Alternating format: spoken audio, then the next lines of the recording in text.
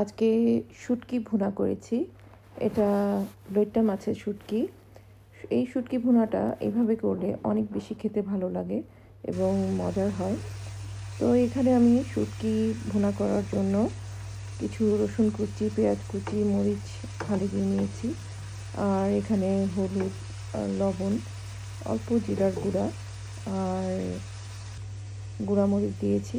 আর এখানে আমি শুটকিটাকে হালকা একটু সিদ্ধ দিয়ে তারপরে আমি বোনটাকে ফেলে দিয়েছি, মাছের যে কাঁটাটা সেটা ফেলে শুটকিটাকে আমি একটু কুচি করে নিয়েছি।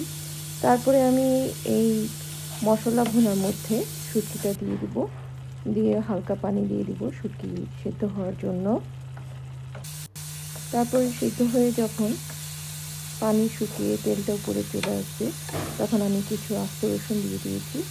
তো রসুনটা দিয়ে এটাকে একটু বেশি করে ভেজে নিলেই রেডি হয়ে যাবে মজাদার এই শুটকি রান্না। এটা গরম ভাতের সাথে অসম্ভব মজা খেতে।